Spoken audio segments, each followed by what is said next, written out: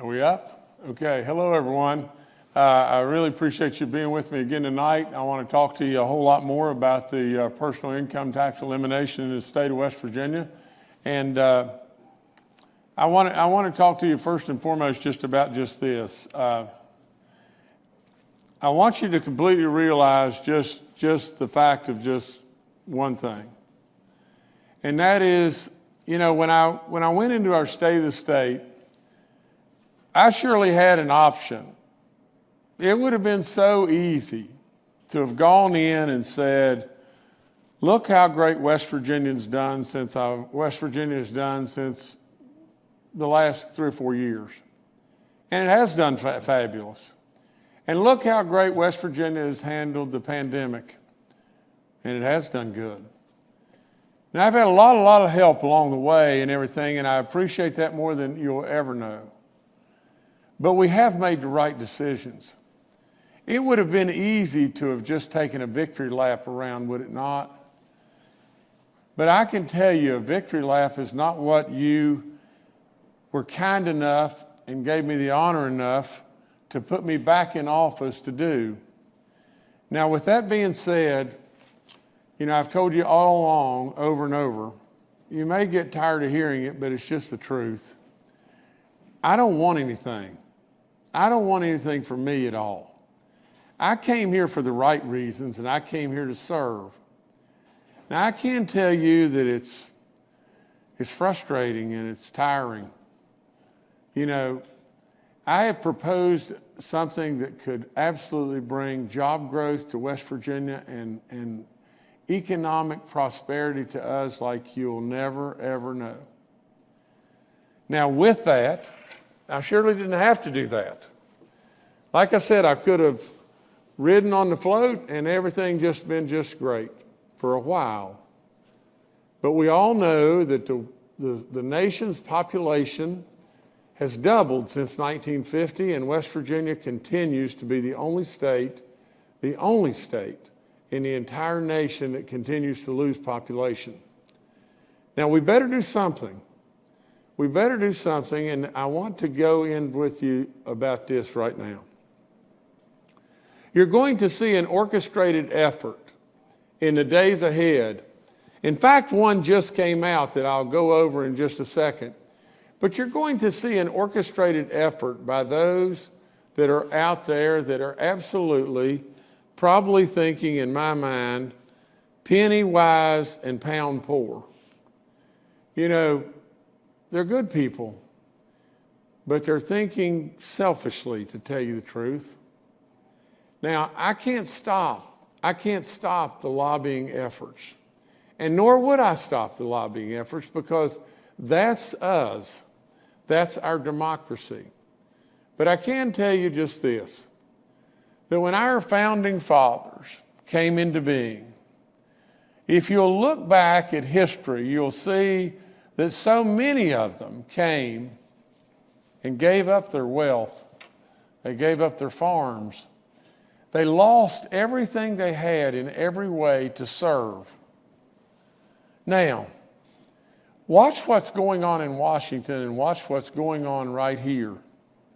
Right here today in the state of West Virginia, you have lobbyists circling around everywhere because no one wants to give just a little bit. You think about the soda tax. The soda tax, we have not had an increase since 1952. 1952.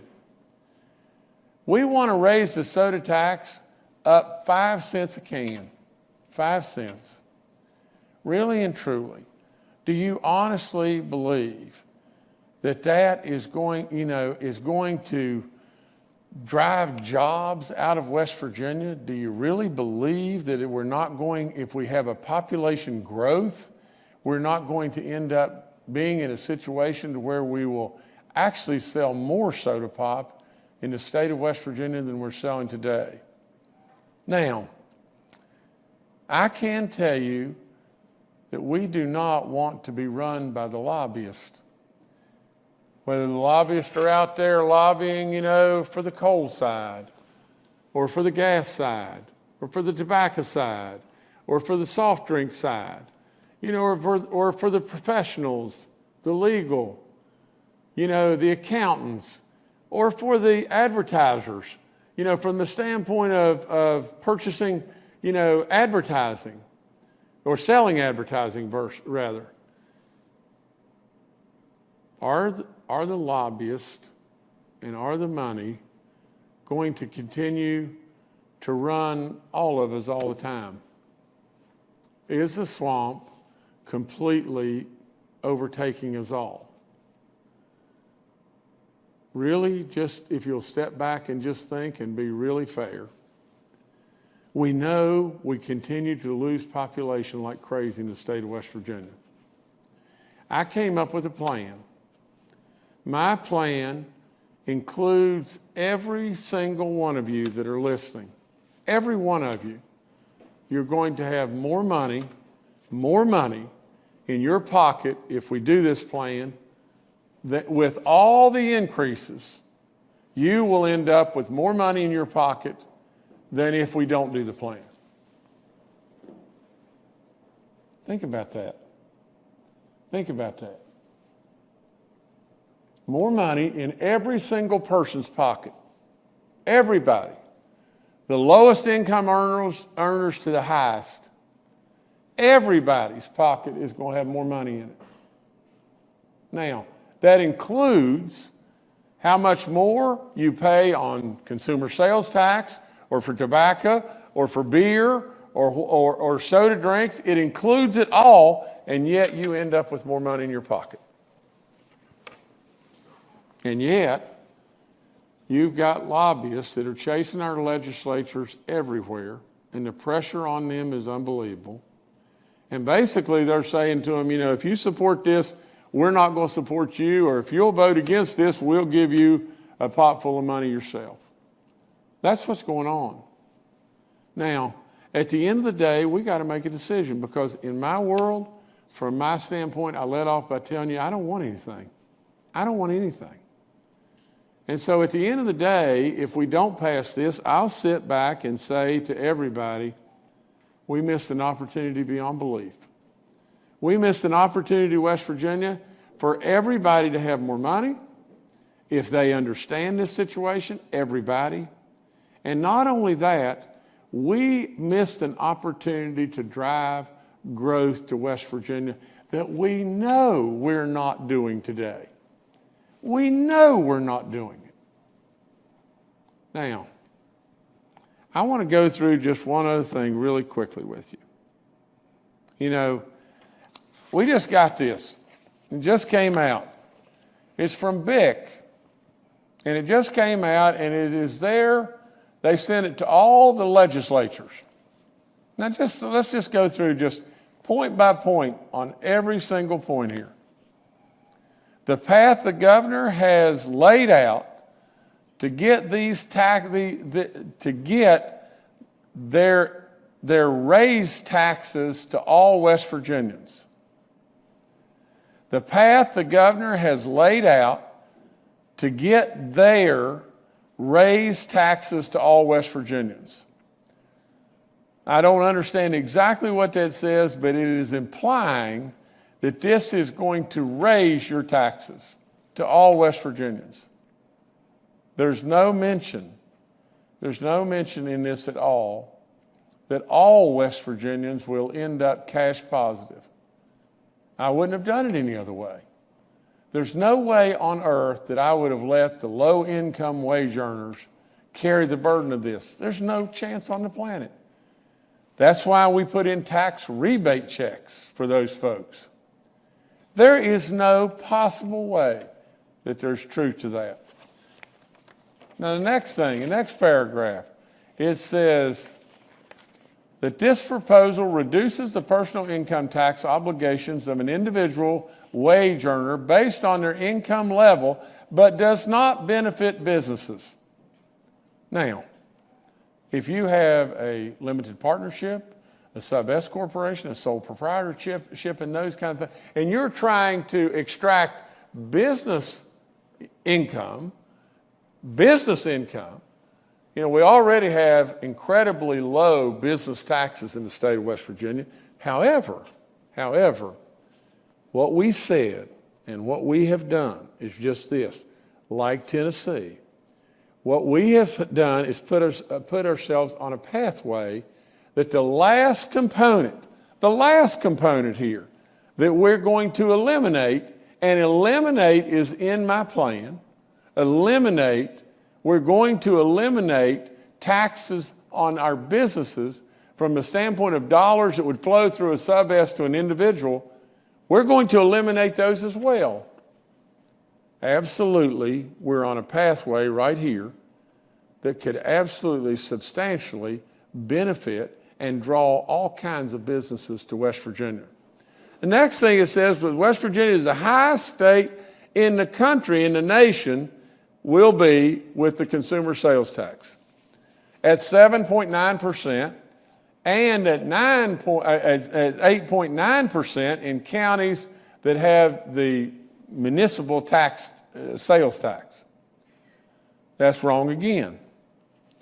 If you look at local taxes and state tax, Mississippi today is proposing to get rid of their income tax, and they're proposing a level of 9.5. Tennessee, with their local and state taxes, at 9.55.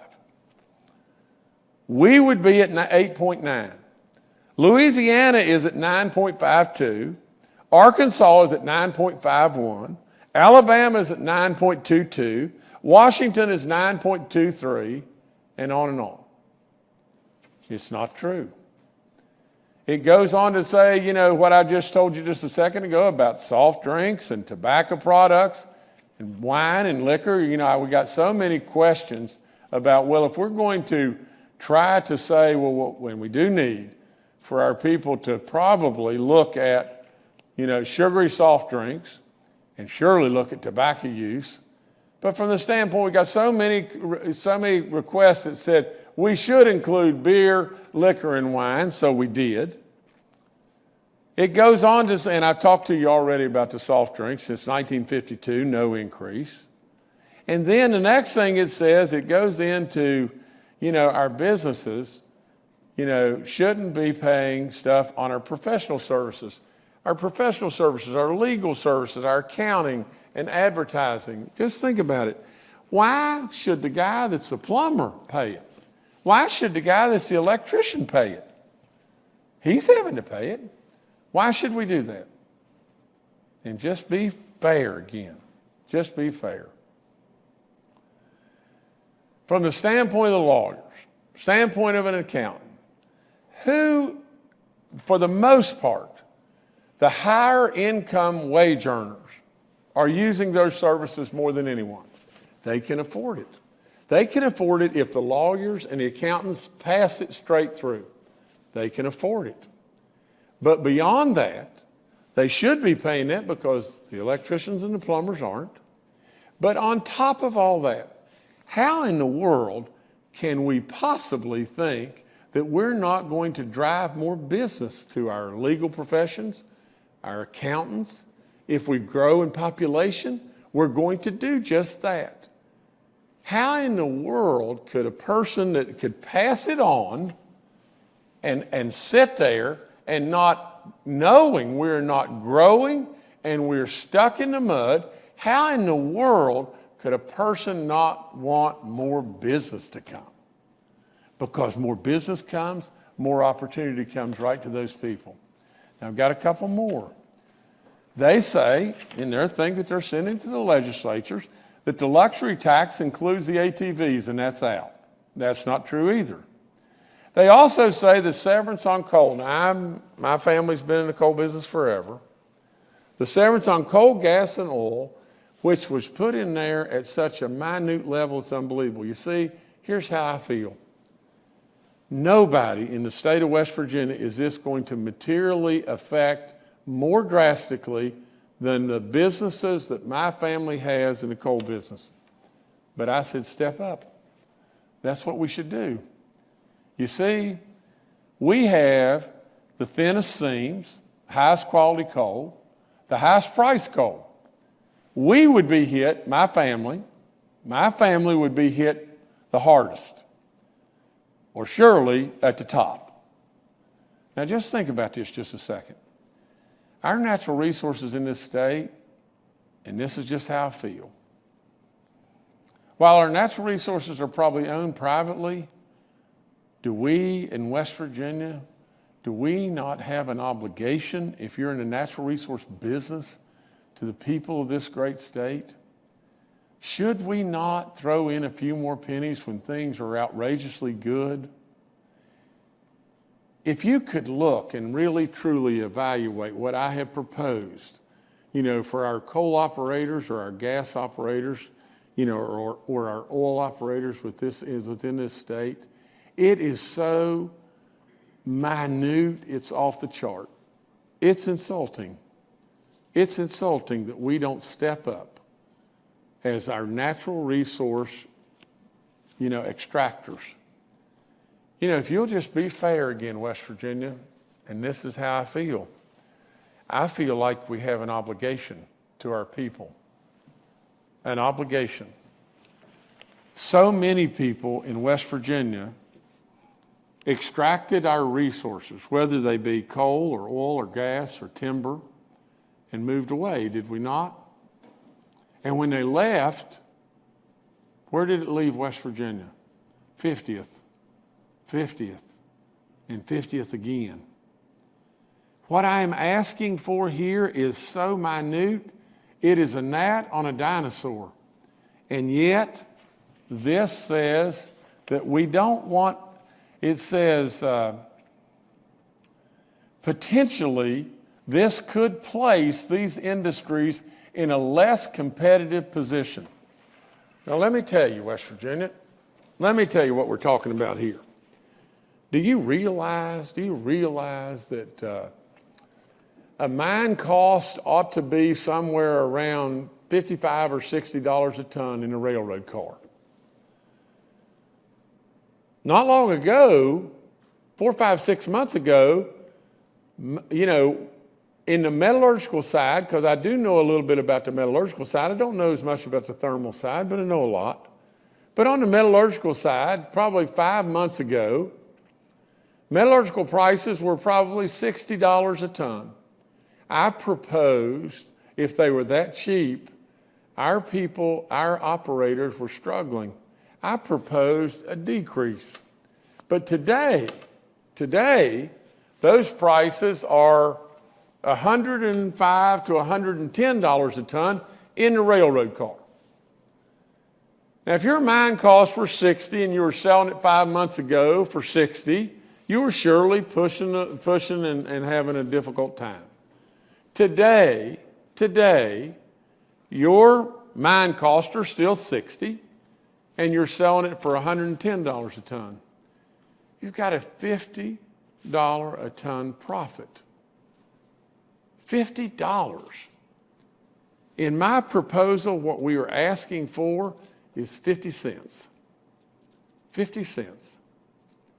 And then as your profits even rose to beyond outrageous numbers, like above $175 a ton, where anybody in the world could be falling off a log and making $100 a ton profit. Do you realize there's companies in the state of West Virginia today that one company is mining millions and millions of tons? Pick a number. What if that company were mining 5 million tons a year? 5 million tons. And they were making $100 a ton. Now, I'm being ridiculous to make my point, but that's the only point that raised severance tax could hurt in any way. That company could be making $500 million a year. $500 million. And what I would ask of them is maybe to pay another $1.75 a ton. And if they mine 5 million tons, of their 500 million, I would ask them to give back 8. And that is going to make us less competitive in the world. The same is true for gas. The same is true for oil. Then it says this proposed legislation leaves a funding gap of nearly $150 million. It's wrong again. The proposed legislation, when it all gets trued up in every way, the proposed legislation won't have a gap. Now, I appreciate these great people, and I appreciate all that they do. But I am telling you that the lobbyists are ruling the day. And absolutely, if you follow the money, you will absolutely not find something that you like. We absolutely, as legislators and as your governor, are here to serve. And that's what I think we should do.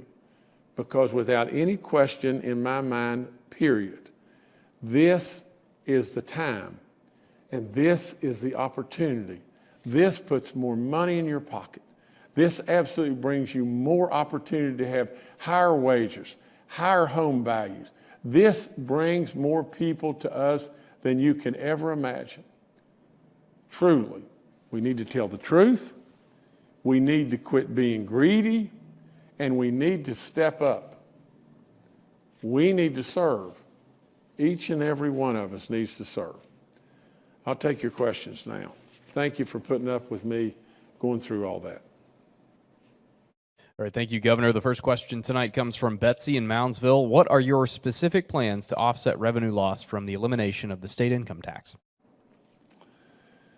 Well, Betsy, I appreciate that and everything, and I hope I can go through it real quick. You know, the way I tried to structure this thing, you know, I just didn't go out and say, well, we're just going to tax the coal people and nobody else, and then my fight would only be with the coal people. I tried to spread it out. I tried to spread it out to where we did a little bit. Now, from the standpoint, if you'll look at the tables and follow through the tables, whether it be, you know, under 10,000, it goes all the way up to over 100,000, everybody ends up cash positive all the way through it. Every single person. Now, and that's the way it has to be. The second thing is just this. I do think our natural resource people should participate and try to help us a little. I think the people that are selling us tobacco and soda drinks and beer and wine and liquor need to all try to help just a little. I think all of our professionals need to help a little. I think from the standpoint of just everything going together, the strategy is just that. And all the stuff is up on our website and everything. I don't need to go through every little bit of it and everything. But at the same time, you know, I think if you'll watch that and you'll go through the whole thing, what you'll see is, Betsy, I'm sure without any doubt, you're going to end up with more money in your pocket. The argument that people are going to go across the border and buy something or shop across the border and come back, I mean, I don't know how in the world that I can convince you of the fallacy on that. But the real truth is just one thing and one thing only. And that is the people across the border are going to be living over here. And if the people across the border are living over here, do you not think they're going to be buying their goods and services over here? And I truly believe that with all in me. All right, the next question comes from Rob in Charleston. How is removing the income tax, which would benefit the high-income earners, and increasing the regressive consumption tax, like the sales tax, that would hurt the lower income and fixed income who pay little or no state income tax, make our overall tax structure fair? Is the elimination of the personal property tax on vehicles, which would also benefit the wealthy, part of the plan too? Well, the elimination of the tax on the vehicles is not part of the plan at this time. But I can't, let me just go back and just say this. First of all, I hope to goodness that you've seen my soul and you know me. I hope to goodness that you know that there's no way on this planet that I'm going to do anything that's going to hurt our low wage earners. There's no way I'm going to be a party to that in any way. You know, now, it is the biggest hope that we can possibly bring to the table is a person who's struggling and making that $15,000. We hope to drag them out of that and drag them into a position to where they can make $40,000 or $50,000. But at the same time, to get them there, how are we going to be able to bridge them and get them there? And we're going to do it through tax rebate checks. Tax rebate checks that are free money, where we write $52 million to our citizens. Now, At the end of the day, all I ask you to do is understand the whole thing. And please don't let a bunch of lobbyists that are running Washington today run West Virginia. Don't let them take away your opportunity. Too long we have been retracting. We do not need to keep going backwards as far as population in this state. The other thing I got to say to you is this, and I really want you to pay super close attention to just this. If I set up a money factory right out here in front of the Capitol, and that money factory, I said, I'll tell you what I'm going to do. I'm going to cut taxes by $1.035 billion. In other words, I'm going to cut taxes and write people checks for $1.035 billion. So that in essence is what we're doing. And in addition to that, I'm going to write rebate checks for another $52 million. And that comes to $1.087 billion.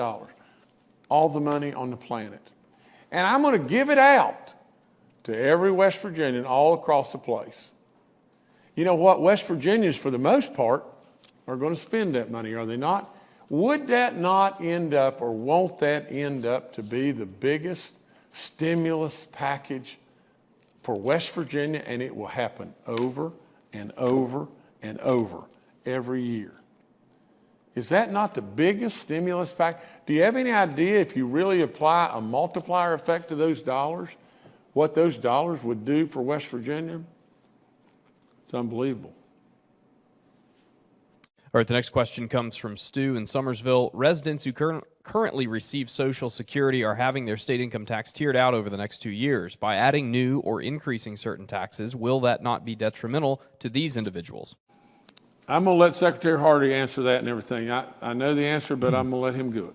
Okay, the answer would be no, it won't be detrimental. As the governor said numerous times, we spent a lot of time looking at income data when we tried to determine what would be a fair rebate to make sure that folks at the bottom of the rebate or the bottom of the household income schedule did not get hurt in any way by this proposal.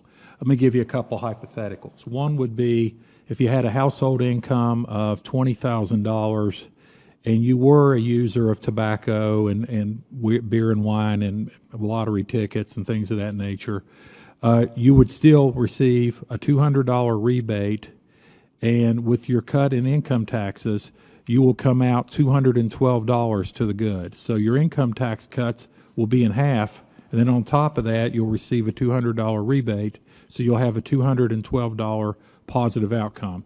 If you have that same household and you're not a user of alcohol or tobacco, the same household, 20,000 household income, in other words, you have a Social Security income, your reduction in your personal income tax will be $324. You also get a rebate of $200. Even if you account for the fact that you might have a slightly smaller, higher soft drink tax and a slightly higher consumer sales tax, between the tax cut and the rebate, you come out $332 ahead.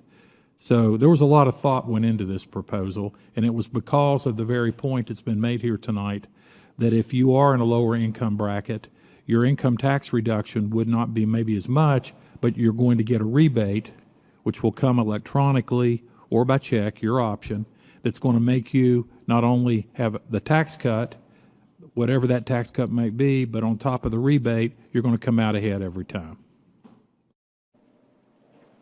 All right, the next question comes from Eric in Parkersburg. How do you respond to the large number of legislators from other states who have said this kind of plan will not work and failed their states? For example, the Republican from Kansas who was recently on Talkline and said his state is still trying to recover from how much removing the income tax hurt them.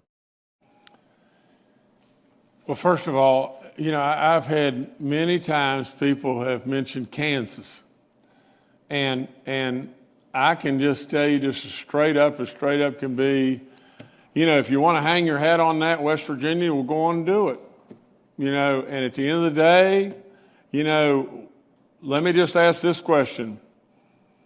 All these people that stand on the sidelines and say, as Vic just did and said, well, we don't really want to do any increase to coal or gas, and we don't want to do any increase, from a consumer sales tax, or we don't want to do anything, in regard to the luxury tax or whatever it may be. Just ask them just this. What's your plan then? What's your plan? And then the question you've got to ask yourself right fast is just this. What has their plan been? Why in the world, if they've really got a plan, why haven't we already done it? I've got a real plan, and I've been through that over and over. Now, go back to the question just one second, Jordan, and say that one more time, because I've kind of lost my thought on the question. Sure. It said, how do you respond to the large number of legislators from other states? Okay, I got it. I'm sorry. Thank you. So let me just, first of all, I have not heard from one legislature that has said this won't work. Look what is going on in Tennessee. That's the closest state to us. Look at how far away the population of this country is from Kansas. Look how close the population of this country is to West Virginia. Look at Kansas from the standpoint of how the state's beauty is. It's flat as a tabletop. It goes forever. West Virginia has 4 incredible seasons. All the goodness that we have with our natural resources, our water, our timber. Do you really think we need to try to compete and be Kansas? I can't help it that Kansas did a terrible job of implementing. They spent too much money in their local in their state government. I can't imagine why we want to drag ourselves down and try to compare ourselves to Kansas. Think about what Mississippi's doing real quick. Mississippi is trying to do this exactly right now, but they're doing it in a much more invasive way than what we're doing. And Mississippi's doing it because they're saying we can't compete with Texas on one side, Florida on the other side, and Tennessee right above us. All right. It's working. Are they not saying that all across the land, this works? All right, the next question comes from Aaron in Morgantown. You've said there will be no cuts to higher education and or the promised scholarship. Will you commit today to vetoing any bill that includes cuts to any level of education? Any level of education, now that's pretty dadgum broad. But from the standpoint of higher ed or promise, those are specific that you've already mentioned right here. And there is nothing in this anywhere that cuts anything to do with education.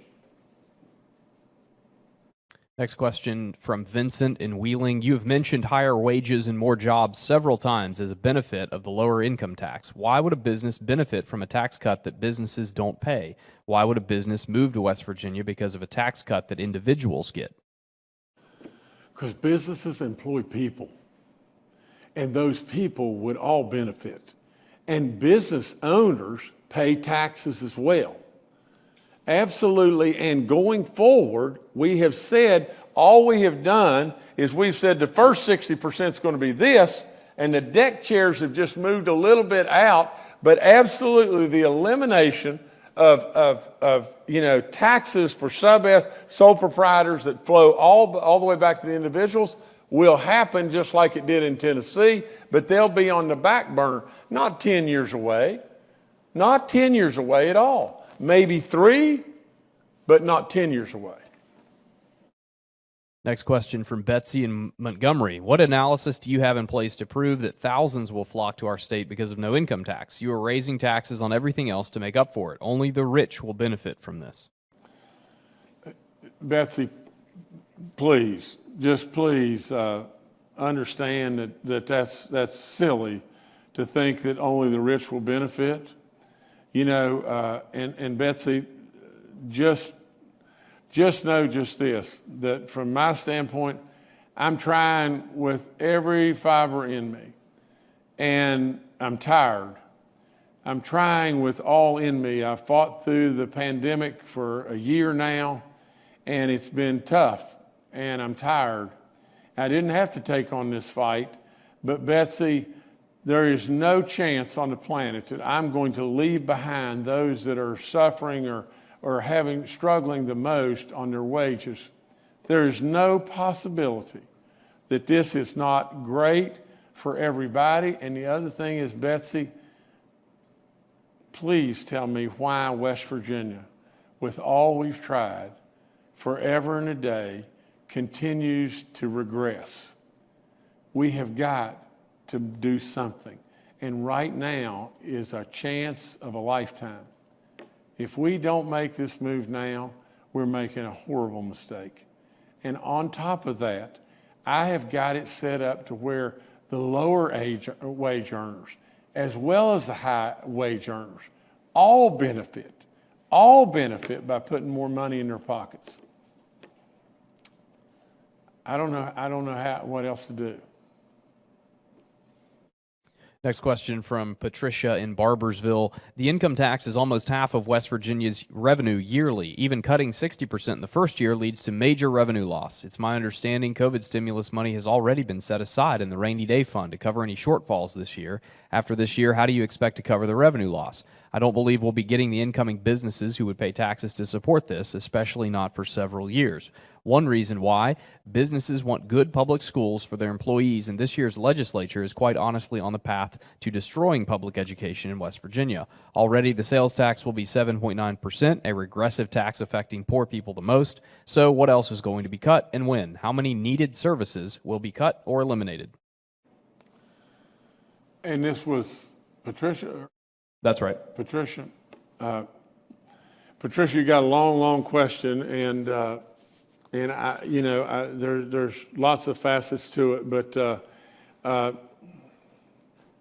I said in my first day of the state that education we needed to put the importance on education to make it education our centerpiece, and I did so. And we gave historic raises beyond belief. We funded PEI, and we need to do more and more and more to just make education better for each and every one of our children. I believe that we're on a pathway of making some real live improvements right now, with what's going on in legislation to make real live improvements. But with all that being said, Patricia, I can't say enough about the fact that everything is built in and it all works. You see, I'm a numbers guy, and I understand the numbers better than most. And I will promise you that the way these numbers work, they all tie. From the standpoint of saying, well, you're going to have to pay another 1.9% in your sales tax, you are. But if let's just pick a number. If you've got an income of $40,000, $50,000, and you get a rebate check from your taxes of, not a rebate check, but a check, you get a tax cut of $1,000, and you end up paying $200 or $300 more in your consumer sales tax, and you net X dollars. Is that not what we want to do? That is exactly what we're doing. And we made that to where it works that way, and it works that way all through the whole system for everyone. Next question comes from David in Fairmont. What about all of the older generation that has to pay for meds? If you raise the sales tax, how are we going to get our meds? Dave, you got to answer, please. There's no sales tax on meds at all, and that's never been part of this plan, nor has it ever been discussed as being part of this plan. So Dave can rest easy on that one. There's no sales tax on meds, so please, just quit letting people scare you. Just understand the numbers. On your own, understand the numbers. Don't let the lobbyists scare you. Don't let the lobbyists come back to you with misinformation. Just understand, West Virginia, what you have as an opportunity and what you have that someone, through monies or whatever it may be, may try to take away from you. Next question comes from Adela in Shinston. Given the many retirees in West Virginia who would not see income increases, what will be done to assure increasing property values and the resulting increasing property taxes will not force them from their homes? The current homestead exemption will not be sufficient. Dave, you got to go again, please.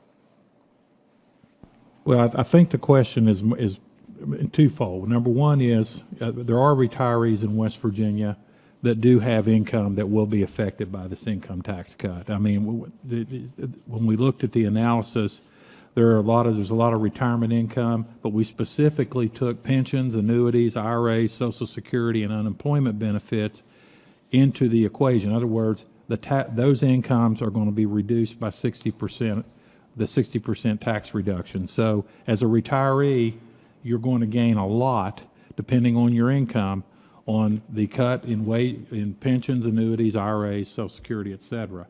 That's a big cut. And then on top of it, of course, we would hope that the property values eventually in West Virginia will increase. The property taxes, of course, are subject to a lot of different whims and a lot of different issues. I think it's speculative at this point as to exactly what would happen, but there's no question at all that you're going to get a 60% tax cut on all your retirement income, and that's a very large number. I'll give you an example. If you had an income of $40,000, your decrease in income tax would be $783 as a starting point. So it would require a lot of income tax or a lot of property tax increases to get to that number. If you're at $50,000, it's $1,089 reduction. And the other thing you got to remember, the state of West Virginia, we have got a relatively low property taxes compared to any and everybody around us, but yet in this proposal that you have here, there's not any increase in property taxes at all. Next question comes from Greg in Canova. Am I correct that anyone that reports income on a Schedule C does not get the income tax break? Dave, that's your remarks again, please. I believe the answer in the short term is yes, but in the long term, no. I think, Governor, the way the plan is structured, that as we move to the second part of the plan and the additional phase out, that Schedule C business profits will be included in the additional phase out. So That's exactly right. For Mark, is that correct? Mark, I want you to understand this. Now, you got to understand this loud and clear. People are not going to come and flood into West Virginia unless they believe that we are eliminating the state income tax. Now, eliminating means eliminate, does it not? And so, Mark, what we're doing is just this.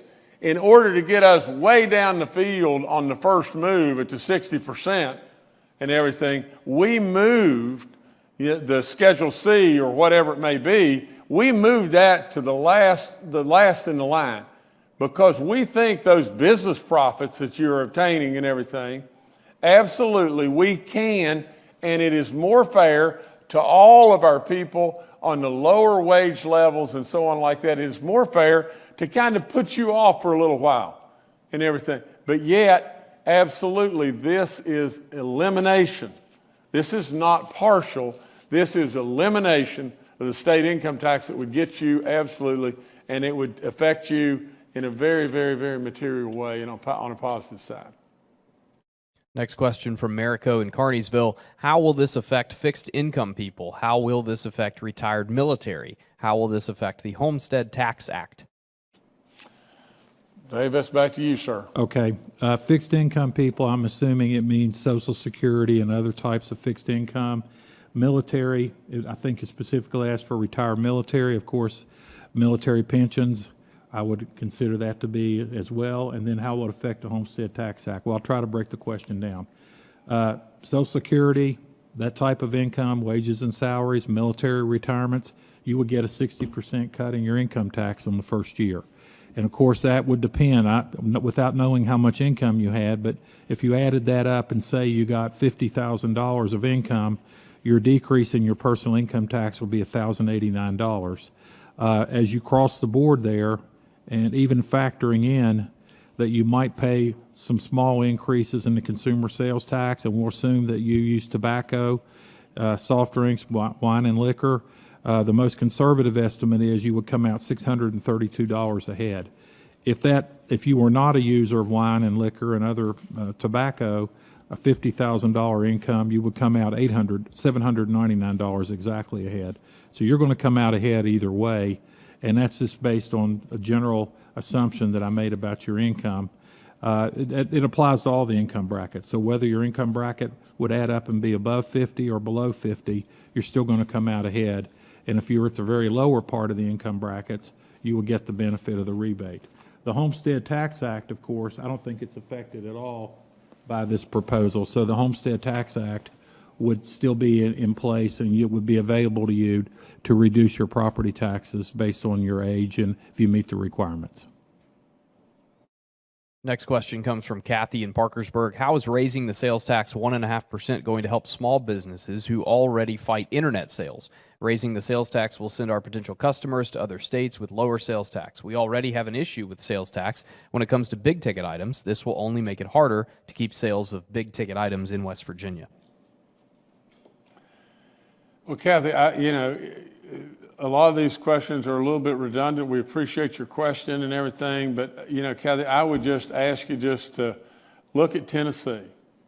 Just look at Tennessee's retail businesses and how they're flourishing and how the opportunities are abound beyond belief. And absolutely, without any question, I really believe that sales will grow because people will be here. Absolutely, without any question, in my mind, you'll have so many more opportunities from the standpoint of job growth or home values going up or whatever it may be. But, I do not think that you will see a migration of people that will be driving across state lines in order to buy, just a few items and everything. And from the standpoint of, because people this day and time, their time is worth so much. And you will absolutely have people from across state lines that will come here to live because it will save them so much money to live in West Virginia. And so, I appreciate the question, Kathy, but we'd be just plowing the same ground.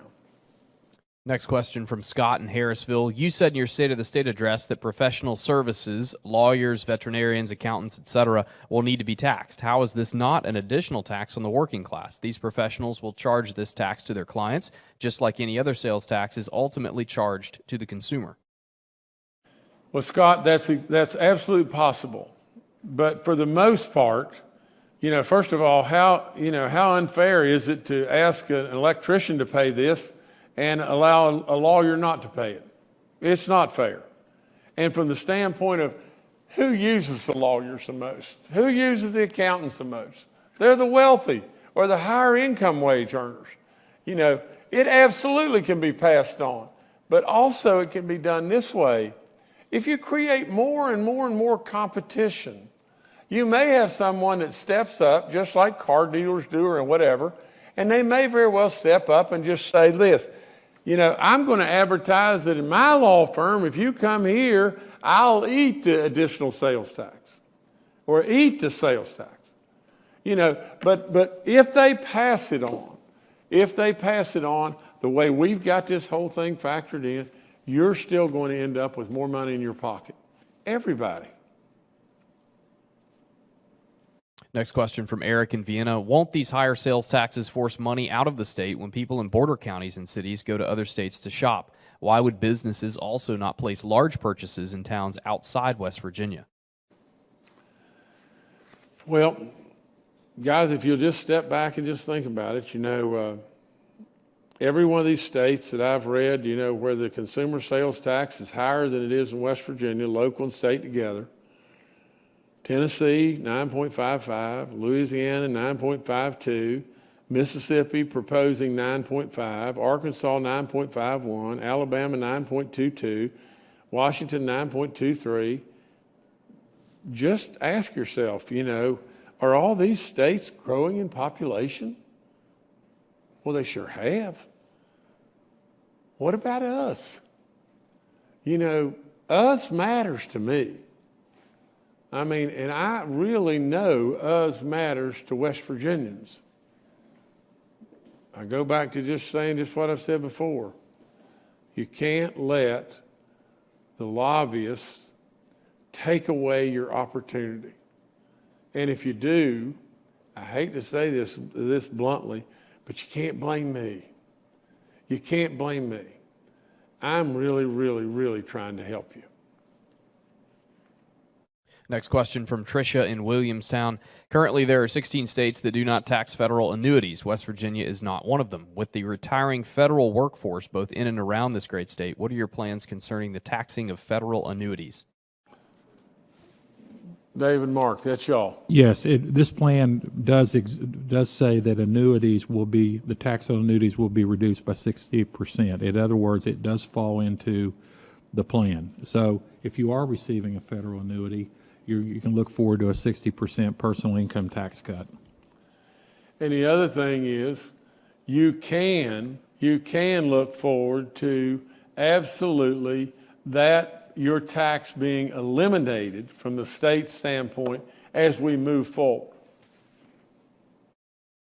Next question from Vincent in Wheeling. You have mentioned higher wages and more jobs several times as a benefit of the lower income tax. Why would a business benefit from a tax cut that businesses don't pay? Why would a business choose to move to West Virginia because of a tax cut that only individuals get? If my business has to pay higher sales taxes, how does that help me give my employees a pay raise? Vincent, I've already answered this over and over, but I just say just this, businesses that have opportunities to be located in a state where all kinds of goodness is starting to go on and everything, and it's already happening in West Virginia. We know it. We know it. We've become the diamond in the rough that they've already missed. But we got to go a little bit further. We're right at that steep part of the mountain. And really and truly, businesses love the fact that their employees are happy. Their owners are happy. There are so many components here, and businesses love to know that by the time they physically get here and things start to really go, that we are on a pathway to totally eliminate our state income tax that will materially, be a real benefit to the sub-S and sole proprietors and those businesses that you're referring to. Next question from Derek in Martinsburg. With the elimination of the state income tax, will we continue the reciprocity agreement with our connecting states? Yes, sir. Yes, we will. Now, again, we can speak for West Virginia. West Virginia will keep the reciprocity agreements. Of course, they are agreements with other states, and we would expect the other states would continue on with what we have in place now. Next question from Eugene in Weirton. Will the tax on our Social Security be included in this move? Us seniors need a break since our income is basically frozen. From the standpoint of your Social Security taxes being eliminated, that will continue on. And Dave, you can answer the rest. The answer is yes, that the Social Security will be included in the plan and specifically mentioned in the plan. So you get the benefit of the 60% first year personal income tax break, and hopefully the phase out of the entire income tax. Next question from Tiffany in Morgantown. I understand removing state income tax is a plan intended to attract people to move to the state. Have you looked at other ideas like requiring companies to compensate their temp employees with the same benefits and pay as permanent employees? Advocating for workers' rights is super attractive to people. Also, what is being done to find remote work opportunities for those who want to stay in West Virginia?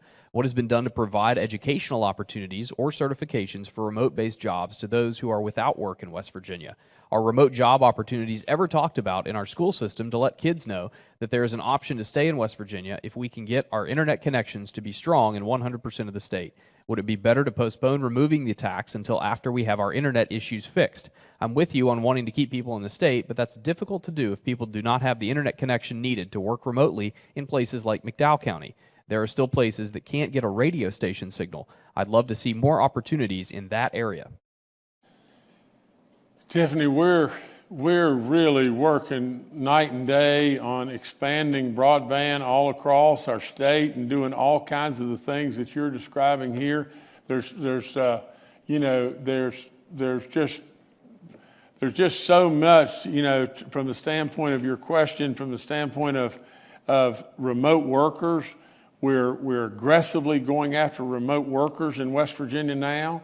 From the standpoint of doing things educationally, we absolutely want to do that. But Tiffany, I would only ask you just this. We've done a lot of stuff in West Virginia. We did a lot of stuff way before I ever got here.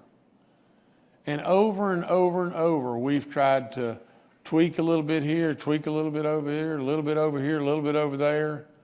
And the biggest question you've got to ask yourself is, did they come? Did they come?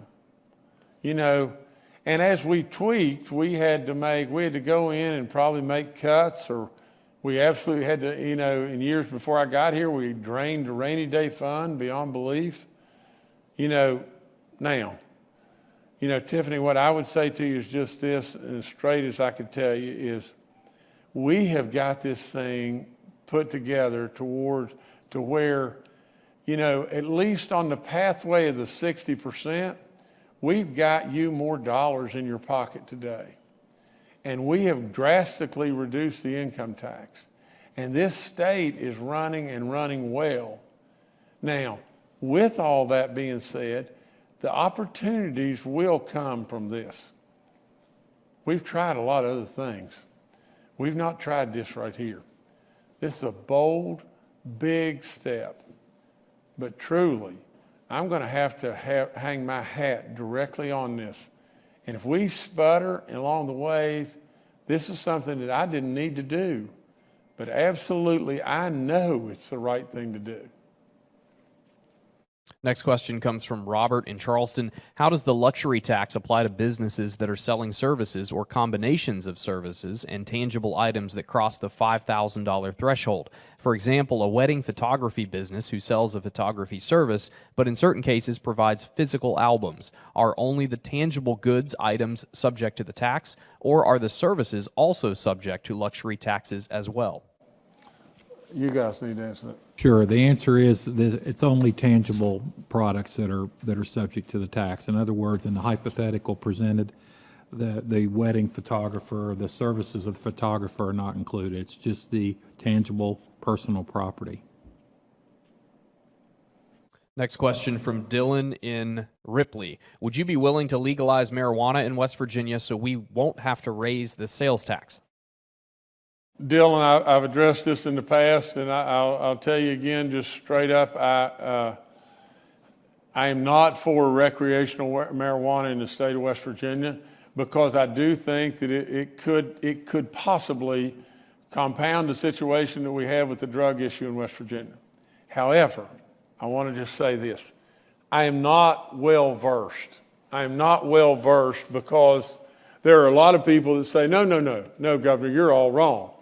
It in fact lessens the compounding of the drug issue, and you're all wrong. Here's what I've said over and over. If our legislature could get behind this effort, I would support it. I would support it if we could use and we could bucket dollars from recreational marijuana or marijuana sales and everything to be able to accelerate and help us get rid of our personal income tax, because it would just drive more and more and more opportunities to West Virginia. I absolutely would support it.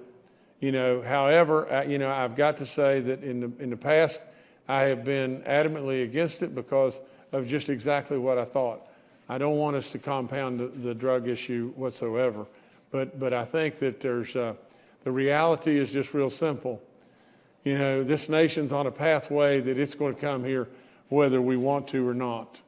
And it's going to come on its way, and from that standpoint, resisting and maybe without the proper knowledge that I may need to have and everything, if our legislature was behind this, I'd sign it.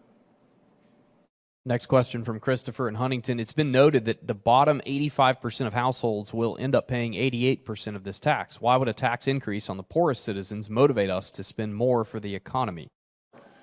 No chance. There's just no chance. And please understand, I just want you to dig in. I really want you to dig in and look at the numbers. I don't want you to allow somebody to take something away from you and then step back and really, really regret it. You know, all I ask you to do is look at the numbers and remember just one thing.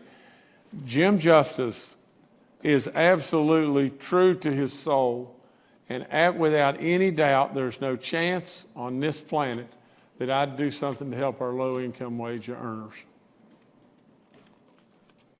Next question from Lola in Beckley. What is your response to locally owned businesses that represent West Virginia-made products in light of their fears that this change in the tax structure could force them to move or close? Some of these brewery locations could be considered tourism locations. People travel all over the United States to visit breweries. Would the governor consider any concessions to the industry accordingly? I mean, it's absolutely possible, and I want everyone to know this, you know. As this bill goes through the legislature, I welcome the legislature to tweak here, tweak there, make improvements to this bill, to what we've done. We have listened to everyone and put together the very, very best bill that we could possibly put together at this point in time. There's a lot of great, great people in our legislature, and as this bill moves forward, if we change a little bit here and there, great. But I want to just tell you just one thing, and I want you to listen to me and listen really good. If we want people to visit our breweries and we want more and more and more tourism to come, we have absolutely got to do something to raise our population in this state, to absolutely attract more and more people. I'm going to end by just telling you just this one more time. And that is just, you know, and the reason I'm going to end pretty quickly tonight is our president is speaking, and I don't want to take anything away from our people listening to our president. Our president is going to speak, I'm sure, on a stimulus bill that's $1.9 trillion, more money than any of us could even fathom. You know, there's going to be real dollars that are going to flow into this nation in lots of different areas. What I am proposing here is something that would be our own built-in stimulus package in the state of West Virginia that can be with us for a long time to come. West Virginia has done so much better. I want you to absolutely not listen to a soul that's out trying to sell you a bill of goods. I'm wanting you to understand the numbers and not let people take money out of your pocket, West Virginians. Absolutely, I'm wanting you to consider the opportunities that other states have. Think about all the things that are going on in Tennessee. Why can't they be going on here? Why can't they be going on here? Why does West Virginia have to lose population and let out-of-state companies, and there's a lot of them, that extract our wealth and lobby our legislatures? Why let them win the game? You're too important, West Virginia. I'll continue to come in front of you, and I'll take every question that comes in. Every single question I will try to answer. We can't answer them all. Of course, we can't answer them all. And so I misspoke when I said every question. But I'll answer as many as I possibly can. You know, I won't go through and pick this one out and that one out and everything. I will answer your questions as best I possibly can, as well as our great people from our Revenue Department. Secretary Hardy and Mark Mukow just have done phenomenal work on this. We've worked hand in hand. We'll continue to work hand in hand. I ask you to help our legislatures, and absolutely I pray in every way that for really tough decisions, we've got to all step up. We've got to all serve. That's what we're here to do. We're not here to just run a constant re-election campaign. We're here to serve. And absolutely I'm confident at the end of the day that we're going to do just that. I hope and pray that we won't miss this opportunity. It will be an incredible opportunity for all of us. And at the end of the day, from my standpoint, I go back to what I led off with. I don't want anything, West Virginia. All I can do is take you to the water. I cannot make you drink. And if truly and truly that is your decision, that absolutely will be your decision. I wouldn't let this happen. I just wouldn't let it happen. But thank you so much. Go listen to the president, and I'll be back to you soon. Thank you for tuning in tonight. Thank you.